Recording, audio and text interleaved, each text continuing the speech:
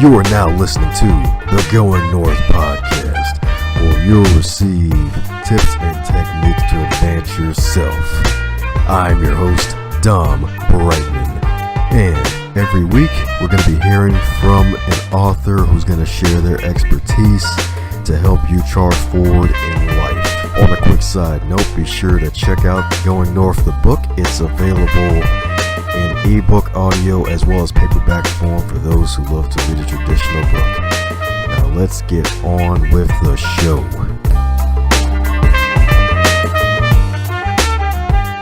And today on the Going North podcast, we have, you guessed it, another author, but not just any author. This wonderful gentleman right here is a two-time author and a motivational speaker. And he's also had a ton of professional experience. He's worked in human development programs as an administrator, and he's also worked as a consultant as well. He's always loved to write, and he's fulfilled that dream of writing 2 books.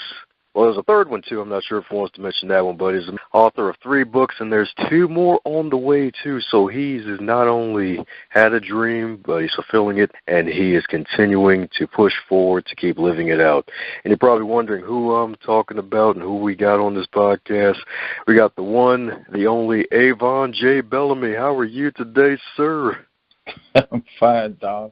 Look, hearing you introduce me is like I'm somebody famous. But that's fine. Look, I understand. I'm a little-known writer here in Baltimore. No, I take that back because actually I'm pretty well-known in Baltimore for writing. But it's so excellent to be on your show. Have greatly admired you for some time now, so it's really a pleasure to be here with you and Going North. Oh, yes, sir, indeed. North action, indeed. So with the wonderful introduction, I'm pretty sure I may have missed some kind of details. I probably missed a lot of details. Mind filling in the gaps where I may have missed some things? The titles of the books, they're actually 4 books. One is out of print now, which was a book of poetry. It was called For Love of Woman, and that was followed by another book of poetry, romantic poems for black women called The Sweet of the Juice. That was followed by a book on spiritual warfare called The Weapons of Our Warfare. And the last book, which is out now and can be purchased in its digital form on Amazon and a few other venues, is called Brotherhood of the Silent Hand, and that is an espionage novel. My first attempt at it, and it's done pretty good. It has 5-star ratings, Amazon, Goodreads, and readers' favorites. It's moving along, I'll put it that way. It's a very interesting storyline because it's an African-American hero who's an undercover agent and an assassin who's involved in the takedown of a drug cartel.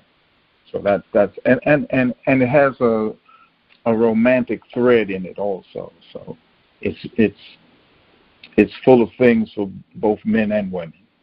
The people who have reviewed it have reviewed it very highly, and there's even some talk that it may, and that is not absolutely certain yet, but some interest in turning it into a film. That is awesome right there. I mean, it's one thing to actually have the aspirations to write and actually write and publish your book. It's even another thing to have someone interested in turning your book into a movie, which is a wonderful thing. Absolutely. From the minute the book came out and people started reading it, one of the first comments they made is that this should be a movie.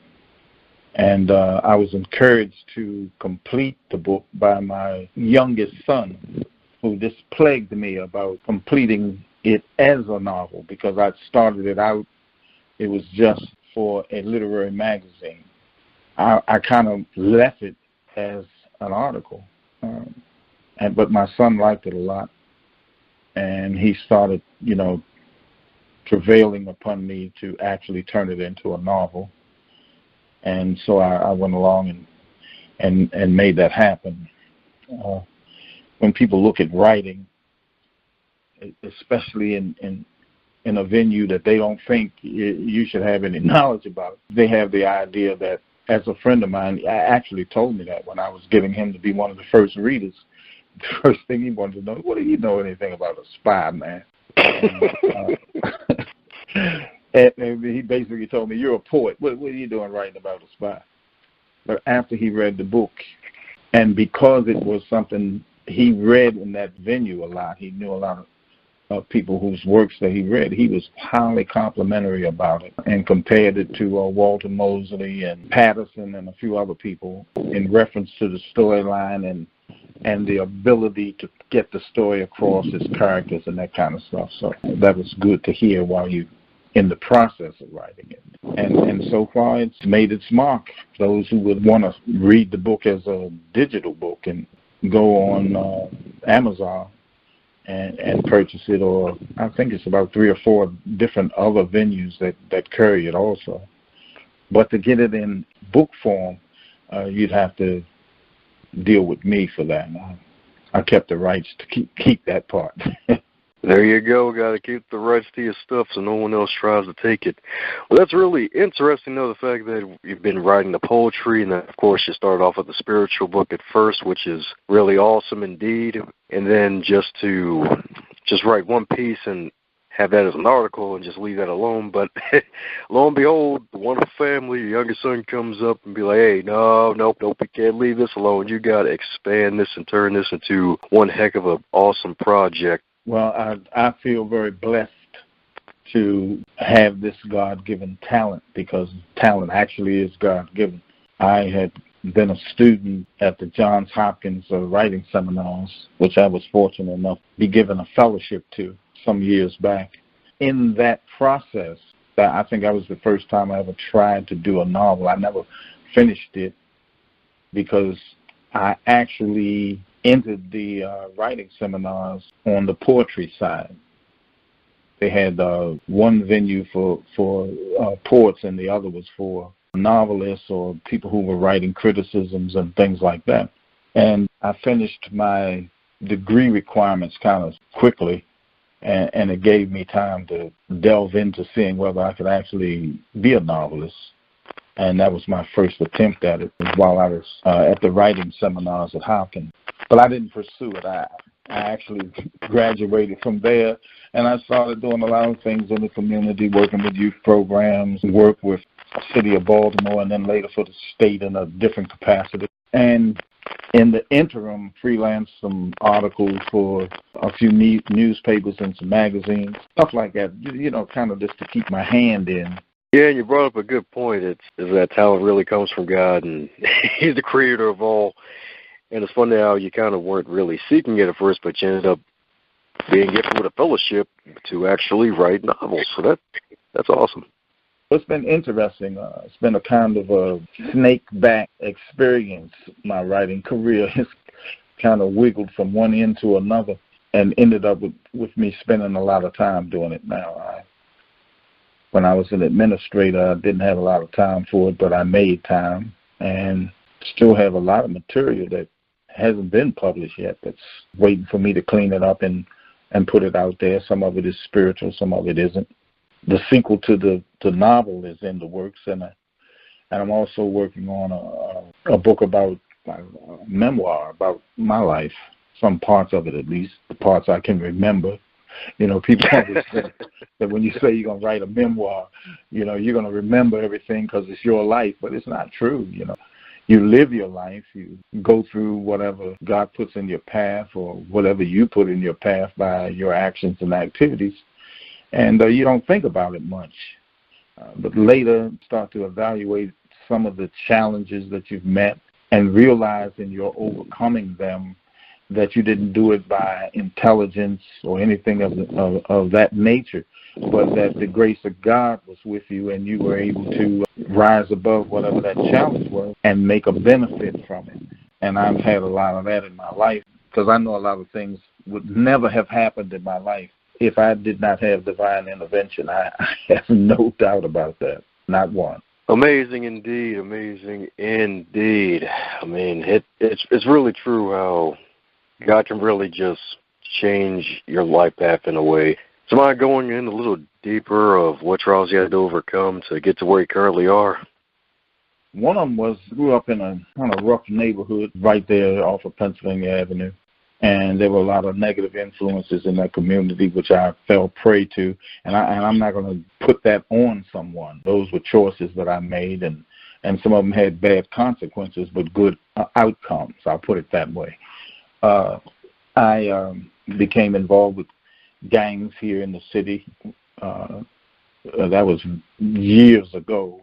Gangs have started up now, but they were much different when I was in gangs. We weren't selling drugs or doing anything like that. We basically just create mischief and fighting each other. But that led to some prison time and some lessons being learned from that experience.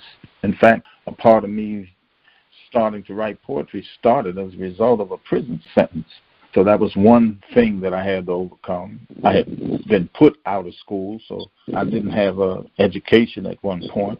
And after I finished mishandling my life and having penal responses to it, I went to night school, and I began to recover a little bit of the excitement I had for education. I always liked to read. I was a gifted child with a pretty good IQ and a 8th grade reading level when I was in the 5th grade, because my mother was very influential in getting me to read early.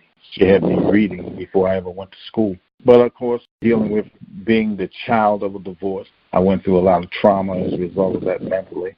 And I think that a lot of that trauma, that being caught up in a divorce situation where two adults are at each other and that not going well, led to a lot of misbehaving and acting out on my part that got me to the attention of law enforcement.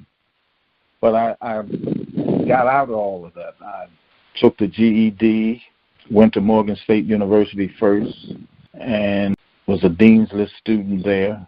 And then I applied to Hopkins and for my master's degree, and so I have a master's degree from Johns Hopkins University. Spent a lot of time working for the state of Maryland and for the city of Baltimore, doing various things as an administrator. And I guess the end result of my life is better than it started. I didn't look good starting. It turned out to be much better in the long run. In addition to that, I'm an ordained minister, and for a while I was the dean of a Bible school, which was real freaky for people that I grew up with, because nobody would have ever thought that I would ever have become, one, a minister, and definitely not the dean of a Bible school. But, as I've spoken before and said, that God has a lot of different ways of moving you to the place He wants you to end up at. And he wanted me to end up in a good place, and I did. So now I'm a grandfather with 6 grandkids and a father of 4. Who would have thunk it, as they say? That is amazing right there. From prison sentence to the dean's list to the dean of a Bible school. Yes, indeed. All I got to say is hallelujah. If I didn't learn anything else, I learned that God can do anything with a life if you just open up and allow it to be. And, I did that. I had a pretty rough reputation when I was out there doing things that were criminal in action. I hung with a kind of famous group of bad guys that if I called their names, people would recognize them immediately. Some of them actually were on TV because of their fame in criminal activity. But I beat the odds, you might say, because at this point, most of them are dead, and I'm still here. So to God be the glory for all of it. By the time I get to my memoir, I'll be writing about some of those guys because they're a very significant part of my younger life. Amen to that, indeed. So 2 more books and a memoir. Yeah, but sometimes I'll start working on material before I actually get fully to it, and I have a book of prayers 183 prayers that were written during the Obama administration, because I was online one time and I saw how the people hated this man so bad. It was frightening when I read some of the things they were writing about him, knowing he was not any of the things they were saying. And just to be able to see people that frenzied over a black man being the president of the United States, and all the hostility and anger and animus that was directed at him, I was like, my God, this man needs prayer. And so I did. I started praying for the president in earnest and writing the prayers down. So I was getting up about 5 o'clock every morning, and I would go to my computer, and I'd just ask God, what do you want me to write? And it ended up that he allowed me to write 183, 6 months worth of prayers every day for 183 days. I wrote prayers for president, and then it started not just being the president, it's got to be for the nation itself. So those prayers are now waiting to go to print. I'm organizing them now to go to print. They're very powerful prayers, too. Kind of sounds like you got a plan for a trilogy almost. If you were able to find the old book, The Weapons of Our Warfare, then the Prayers for the Nation and for the President at the time, Obama, and, of course, the memoir, too. That sounds like a good Christian bookstore. The store could use 3 of those books, or at least those 3 titles, and have multiple copies of each. Well, I should say. they could be. I always try to aim my market at a non-Christian market, because I look at having to write things that relate to situations going on with people, period. And I think sometimes as Christians we kind of pigeonhole what we're going to do, and we just send it to Christians. Well, I don't think people who are Christian actually need to have someone remind them that they're Christians or write things that in that venue for them, because that's their venue. They're getting it all the time. So I'm more interested in being outside of that market and presenting some of these things, because there are people out there that have no idea, number one, who God is, and number 2, being able to discern the difference between religion and spiritual life. That's the other part of that. Jesus didn't come to take care of Christians. He came to make them, because there weren't any around at the time. And so it's true. It's true. When he showed up for people who weren't in church, couldn't even get in the synagogues sometimes because of the way people who were in the church or they were treating them. And I'm more interested in that market, sharing my life experiences with people who've done wrong things and may not know that they can get past that. Hearing someone tell a story about prison, being involved with that, being in gangs, that kind of activity, and then saying, but this gentleman became a graduate of Johns Hopkins University, has a master's degree from them, has been ordained in 3 different religious denominations, and was the dean of a Bible school. Because that, to me, represents a life that someone who may never go to church can identify with.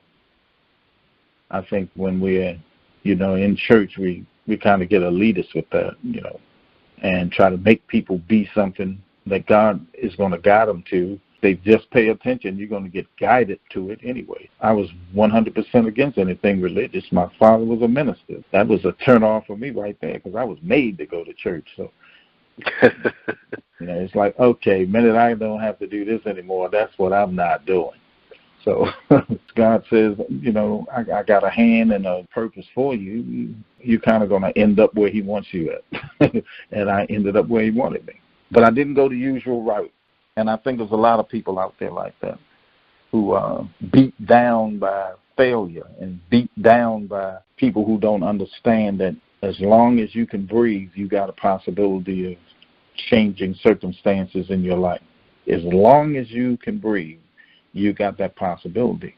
And I think some people just give up because they have so many negatives aimed at them, so many people telling them what they can't do, or you didn't graduate from this, or you're not that smart, or this a whole litany of things that once you are already down, it just makes you feel like you can never get up and you can never do anything different. And I think I've spent a good part of my adult life trying to the best of my ability to help people change that and be human about it. Don't criticize or beat down people who are already beat down, but kind of show them the things that they've done that are right. The one thing people usually don't want to show you. They want to show you what's wrong, but very few people want to look at your life and say, but you're doing this really good. I never heard it. I can tell you that. All I heard what a bad person I was, but I didn't have anybody telling me that until much later. There were a couple of older ladies in my community that saw possibilities in me, and they kind of addressed it, but that was rare. That wasn't an everyday plate. I didn't get that on an everyday plate. So it's just dealing with those kinds of circumstances and sharing my life experiences with people who may be going through some of the same identical things I went through and need to know, that you can overcome it. And so when I'm writing, I keep that in mind. A lot of the things that I write, for the uplift of people. That's true indeed. And I mean, folks are going to need to be uplifted at least every day. If you got to even sometimes do it yourself, because not everybody's going to do it. Sometimes you just have to really just wake up in the morning and sometimes uplift yourself, because remember we said earlier about some folks may look at your life and try to always see what's wrong, but they never pay attention to the part that you're doing right and say, hey, you do this really good. You got to focus on the good that you're doing. That's absolutely the truth. For me, that's kind of like my mantra. I used to work with youth programs, and some of the kids would have criminal records. And I can remember that some little young drug dealers in one of my programs, and people didn't understand why I didn't treat them negatively. When I treated them, I just basically told them they were entrepreneurs with the wrong product, that they needed to change the direction of what they were selling. They were instrumental in dealing death more than life, and there were better ways of doing it, and they were smart enough to, because they'd already indicated that entrepreneurial spirit in what they were doing. Well, that's an encouragement to somebody, because they're always used to somebody just telling them they ain't no good and you're a drug dealer and you should be dead. But my thing was, you should just take all that talent that you're misusing right now and put it to another venue. You would be just as successful in that. And I used to talk about people who were on drugs, because they always talk about how bad off junkies were. And I used to tell them that junkies were some of the most responsible people I knew. And people don't want to hear that. People don't want to hear that about a junkie. But I would point out to them that if a junkie knew that someone was standing somewhere at 4 o'clock in the morning that had his drug and told him, I will be there till 4:05, and then you ain't going to see me anymore after that, I'll guarantee you that every junkie in Baltimore City that needed some product would be there at 3:30. That's responsibility, but it's a negative responsibility. It's a responsibility that destroys rather than helps. So the whole thing is, how do I get this guy to change that same heavily responsible activity to something positive? Do that to go to work someplace. Do that a job hunt. Do that in a different way, and make your life a whole different kind of a life. And some people have done that. Some people have gotten into programs that do that, 7 steps, 12 steps, programs, and have been able to do that. I can remember going to a Narcotics Anonymous meeting with a guy who wanted me to go with him. And I went with him just to go with him. And I don't know what I expected. I didn't expect what I saw.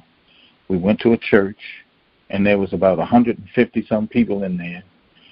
And they were in a meeting, and they were doing things, and they were making decisions, and they were deciding that they were putting together this jamboree of some sort. And all of the people in that group, every single one of them, was a drug addict. But they had people in there that had art talent, music talent, administrative talent, everything, to put this thing together. And they were forming up committees of people. And I was shocked. looking at some of these people, you would never know they were on drugs, but they were in recovery, and they were doing positive things and changing their lives based on that. And it was just, to me, like, wow, these people comes from every walk of life. Police officers.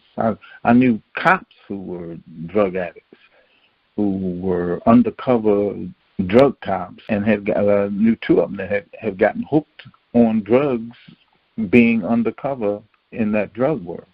So you don't know, man. It's just so many possibilities. The human experience is a genuinely multi-leveled experience that has hope and disappointment like any other aspect of life, because I don't care who you are. I don't care how rich or poor you are. Those two things you're going to encounter. You're going to encounter hope and hopelessness and hope. You're going to encounter that. If you're a billionaire or not, you're going to encounter those two things somewhere in the course of your life. How you deal with them is what defines you as a human being.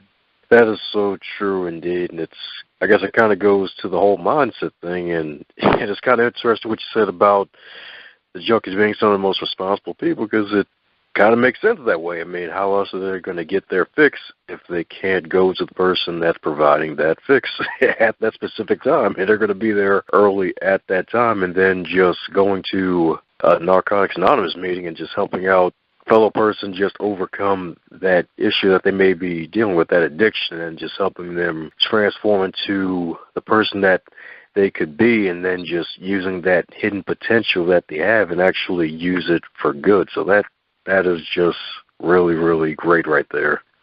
Mm-hmm. I've seen people who were very, very intelligent. I grew up with a guy like that who was extremely intelligent and just got hooked. But after he got himself straight, he left Baltimore and he went to another part of the country. And the last I heard, I don't know if he's still doing that, but he was a professor at a very noteworthy educational, higher educational institution. So, he's got all that in his background, being a hustler and everything else, but he ended up obtaining a doctorate and going to a very noteworthy educational institution and becoming a professor, and was there for quite a few years. I don't know if people knew about his background. I'm assuming that somewhere along the line he probably talked about it, but that was his experience. Yeah, it's true. Everybody has a story to tell. I mean, not everything is what you see at face value. There's always some kind of past and some kind of story that may just surprise you, and you'd be like, oh my gosh, you actually did that? Like, yeah, it's amazing. And then just using that as a transformational piece, that is something that can really inspire others. Well, I look at you like that. The first time I met you, you didn't have a book out the first time I met you, but you wrote this incredible book that's very inspirational, that sets down a system for how people can alter and change their life. And what got me with you is that you were so young doing that. I'm like, man, this guy I don't think he's 20 years. I don't think you were 20 years old when I met you.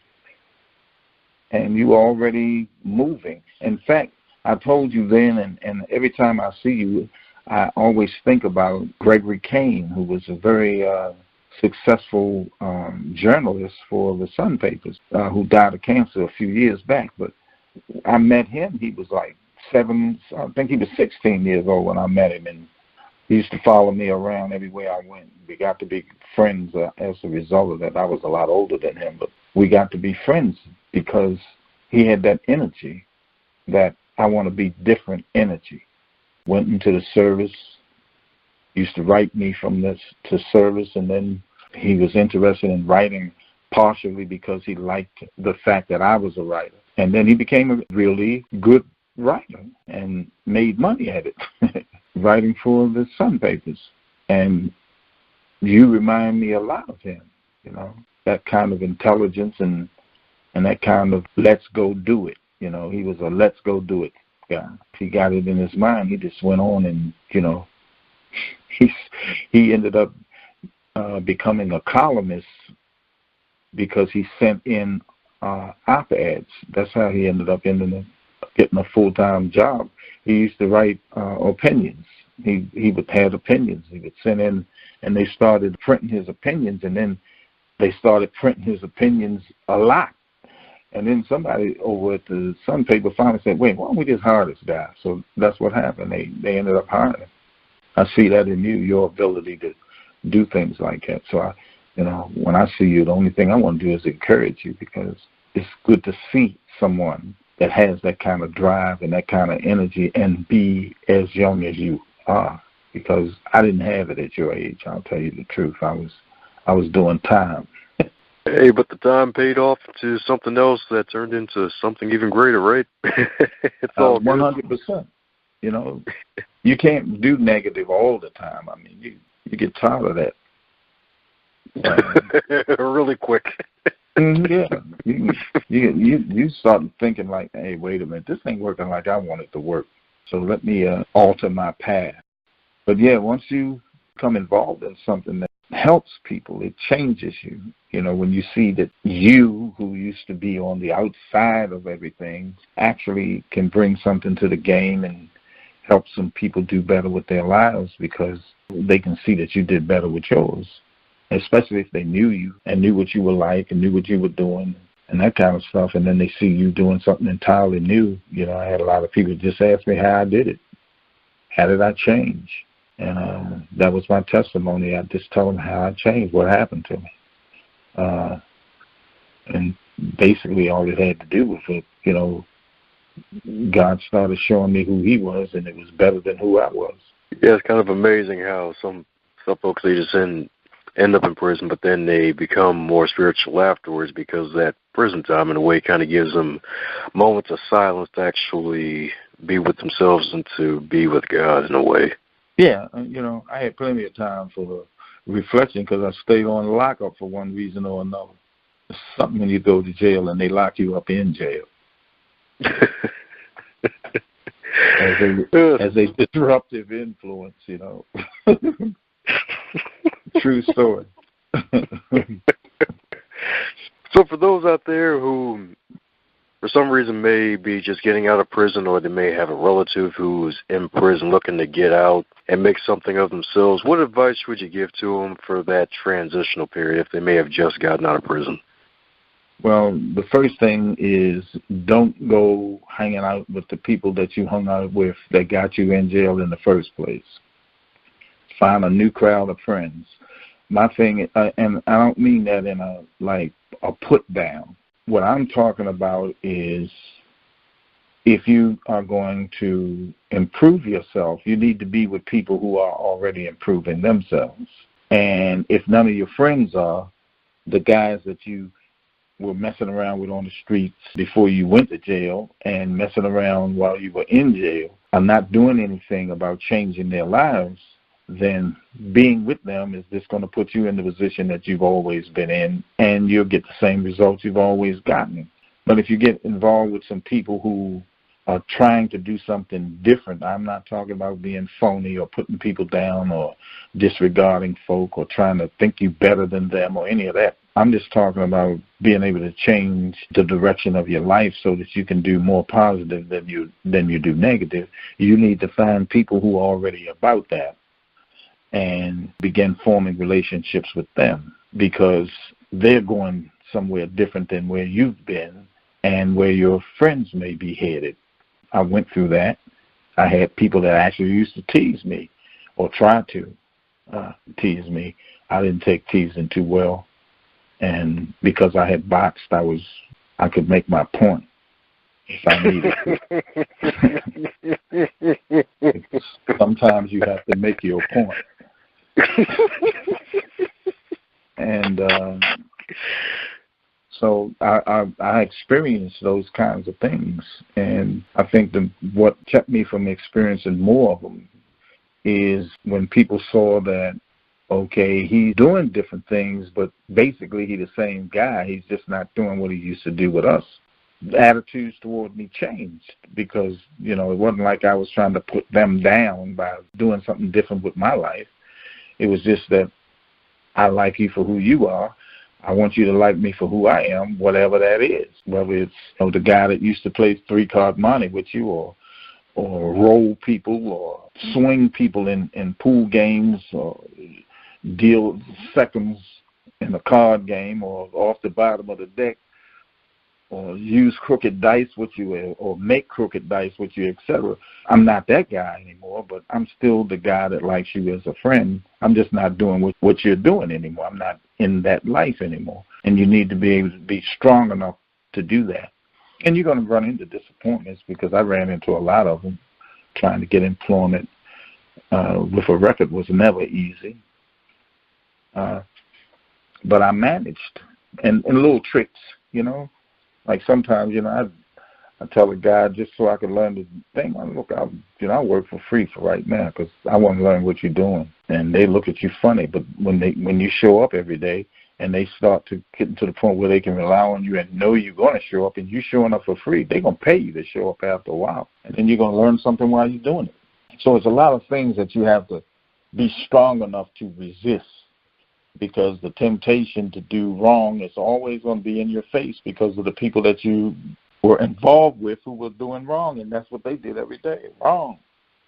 I think it was an old blues song my dad used to quote about a guy who would talk about how he was doing wrong his whole life. You don't know anything else but wrong. Right. And, well, I know people like that. I know people who've been hustlers all their life. They don't know how to do anything other than that. That's what they've done all their life. Intelligent men who that was their lifestyle. That's what they did. They had good friends who were con men, pimps, everything. I learned from them because, that's who I was friends with. So when you're friends with con people, they like you. If you get close enough to them, they start showing you con games and things that you can do as a con to make money. All of that. I knew people who were pool shooters that went on the road shooting pool, traveled all over the eastern seaboard, gambling, playing pool. So it's just, there are a lot of things that a person can do that they may have talent for. And some of those talents may not look legal to some folks, but folks have fed families with those talents. Yeah, I know a guy who never worked a day in his life. All he did was hustle, but he raised 5 kids, and 3 of his daughters graduated college off of his hustling. But it's how you go about it. If you ain't trying to hurt nobody and you're trying to do good for even people that you're dealing with, that works too. Everybody wasn't meant to be a professor or a preacher or PhD or an administrator or whatever the case might be.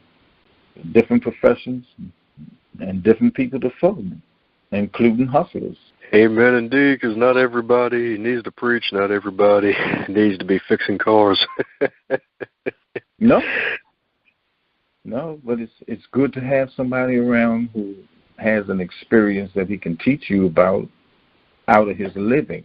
It's like people want to learn something from you. They watch you first to see if you're actually doing the things that you talk about. And once they see you keep your consistency at whatever you focused on, folks said if they were going to get in your way, they'll get out. And if they weren't going to help you, they may start helping you because they see you serious. I had guys that I used to do buck wild things with when I became a minister. After they watched me and saw that I was for real, they start calling me Reverend. I used to have to stop them because I'm like, wait, whoa, hold it. We grew up together, man. I'm Reds to you. I'm Avon to you. I'm Reverend to the people down at the church. That kind of thing. Just to put them in. They stopped cursing around me, all kinds of stuff. But they knew I was real. They knew it was something that I was real. I never asked them not to curse around. Never had to. They just stopped doing it. And I never rejected any of them. I stayed friends with them even when they stopped being friends with me because they thought that because I had gotten a master's degree and because I had become an administrator for state and the city and a writer and had produced books, etc., that, I was, a different kind of guy, because the people that they'd seen do things like that before kind of didn't want to be nowhere around them. And my thing was, you can always be my friend. I'm just not going to do what you're doing anymore. That's the end of that. But our friendship can remain as long as you don't try to get me in that stuff. I had some of them try to pull me back in. I'm like, nah, I'm done. That ain't happening no more on my side of the street. So if I was going to be talking to somebody that's had that experience, that's what I would tell them. Be strong enough to keep your conviction about who you want to be as a human being. And if people want to reject you for being that, then maybe they ain't the people that should be anywhere around you, and you shouldn't be around them. Go be you. That is very true indeed. It's kind of interesting how you mentioned how you just showed the world that you were serious and that you're real about what you were doing, and they just governed themselves accordingly and actually fit what you were trying to do. And it's amazing how truth just pierces through a lot of the fog. Yeah, right. Because especially when you're young and trying to do something right, and people see that, man, they want to flock to help you. I have people that wanted to flock to help me, but they were helping me do the wrong stuff. Like, talent is talent. That's all,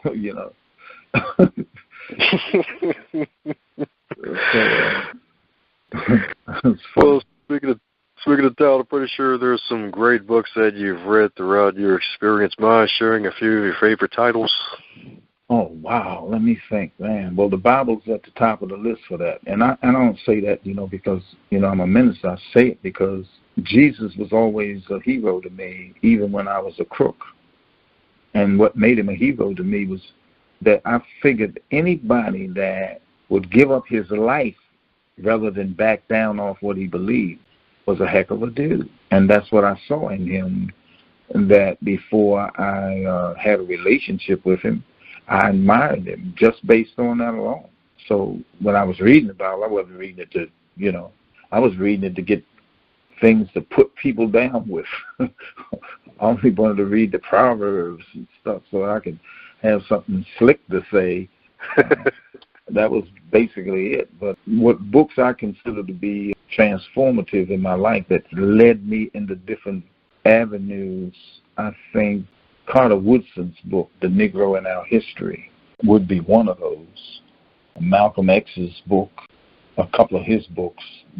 The first one that my uncle gave me to read was Malcolm X on Afro-American history, and then his autobiography, because I had a great affinity for Malcolm. Our lives were a lot alike in some instances because he, too, came up out of criminal activity, etc., and was a bright student, as I was.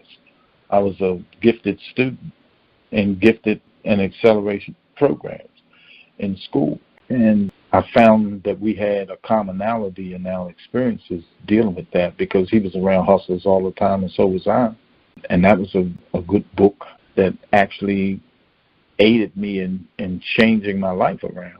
Man-Child in the Promised Land was another one, and those were early books that I read that gave me a consciousness about how to use intelligence in a way that wasn't criminal. And God knows how many books since then that I've read, because I've read so many of them. It's kind of hard to put my finger on later books because the earlier ones was actually what shaped me to be able to read the later books.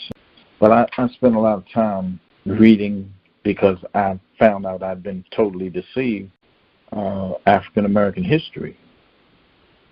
Because the first book I read was actually a book that I had pilfered from the library, and it happened as an accident, to tell you the truth.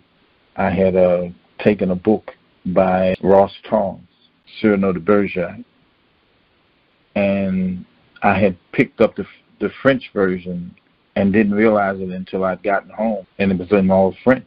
I'm like, oh, God, now I got to go back and get the English version and hope they got one, which I was pretty certain they did.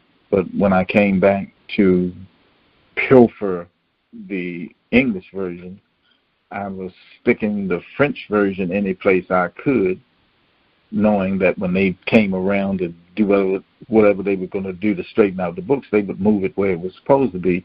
And it just so happened that I was sticking it in the place and happened to look at the book next to it, and it said, The Negro in Our History. And wow. The only thing I knew about the Negro in our history was Marion Anderson, Joe Louis. That was my time. Booker T. Washington, George Washington Carver. And I was wondering, why do they have a book that thick for them? And my curiosity made me pick the book up. I'm like, well, let me see what's in this book, because I know they can't have this much just to say about them. So I take the book. And I look at the table of contents, and I start seeing African kingdoms, Songhai, Malay, Ghana. I'm like, what kingdoms?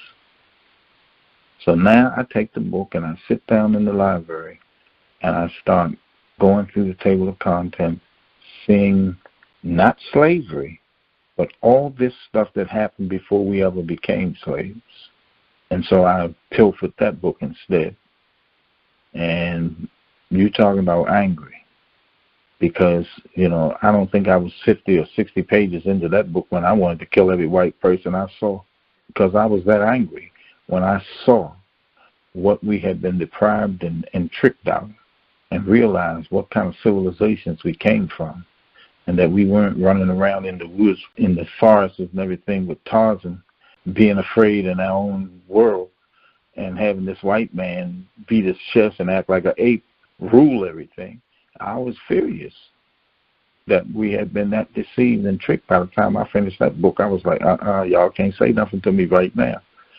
You try some slave stuff with me, it's going to be a murder somewhere. But that's how I felt. I was, that fired up and angry when I finished reading that book. And that made me want to read everything that I could find on our history then. And I just started reading everything I could find. And I was a very angry young man, because I saw how we had been diminished and how powerful we were and how much we'd given to the world, that the world didn't even know we'd given them. We'd given them math. They didn't know any math before we did. I found out that they were conducting sophisticated eye operations, removing cataracts, thousands of years before the white man ever even had a doctor or a physician.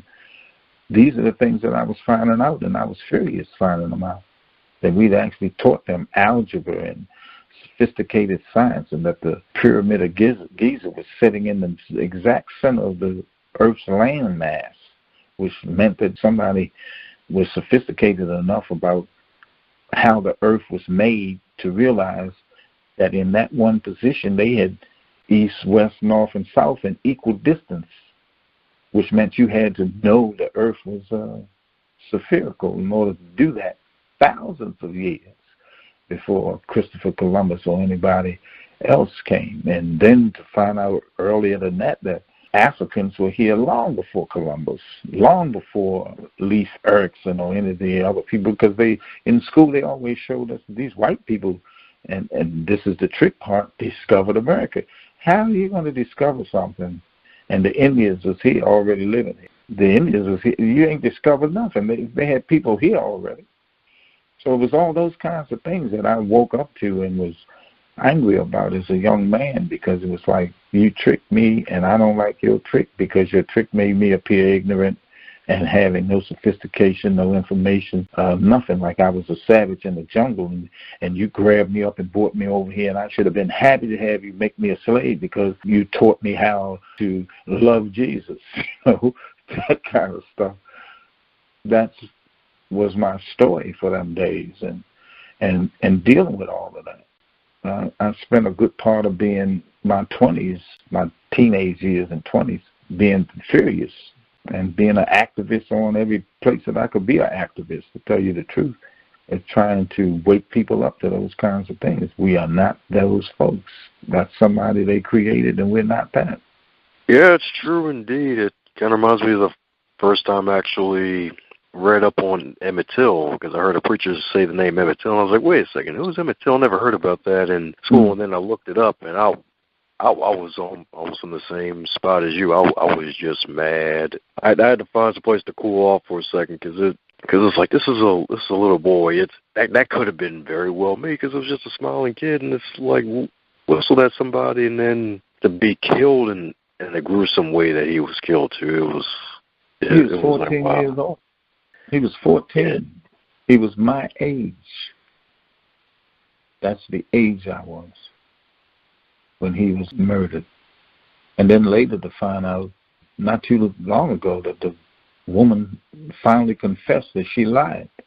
So basically, she told a lie, and it cost that 14-year-old black kid his life, this white woman.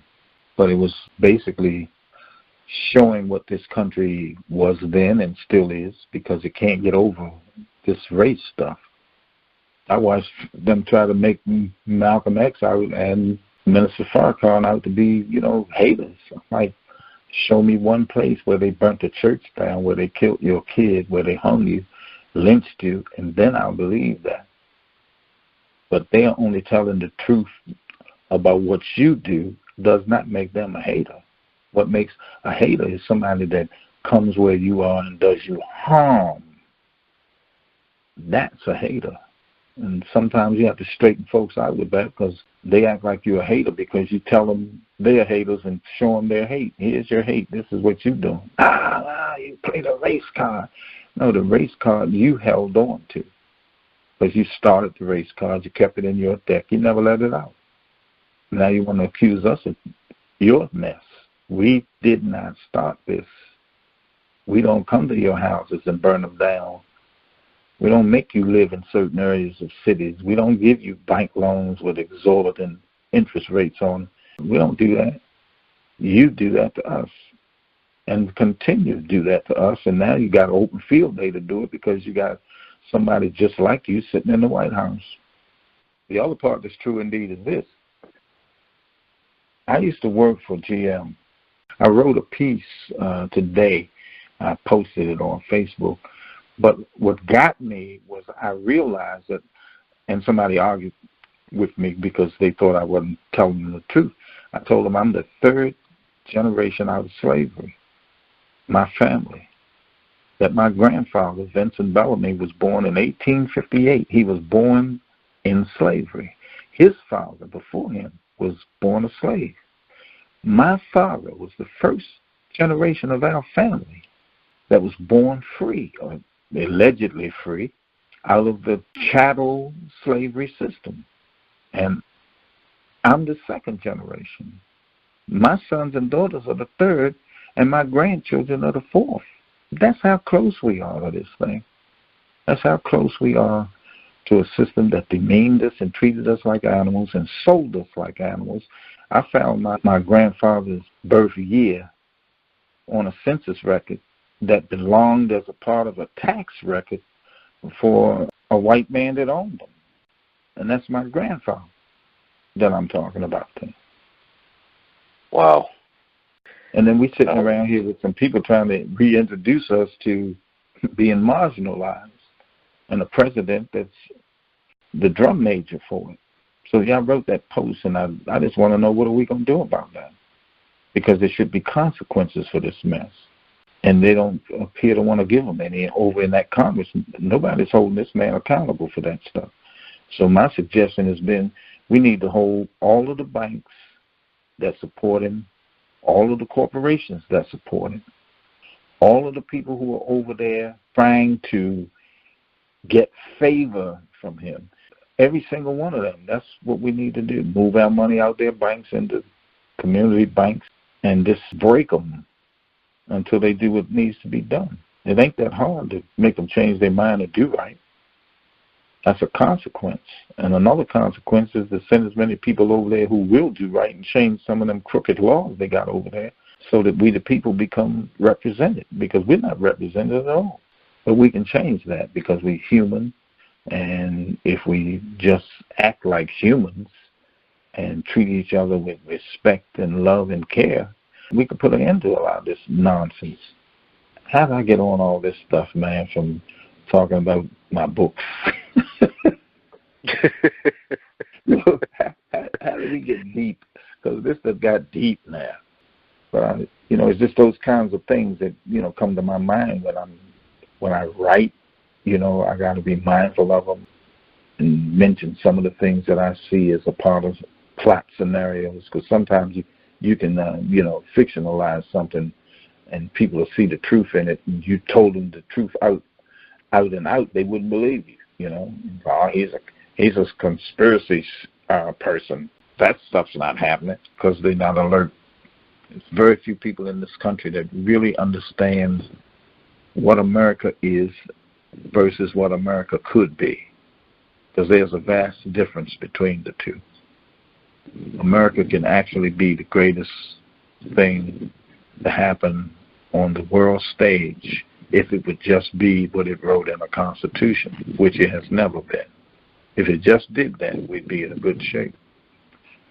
But unfortunately, that ain't the case. So somewhere along the line, we have to make it real by doing real things and let it be exactly what it's supposed to be, a government of the people, by the people, and for the people. Beautiful indeed.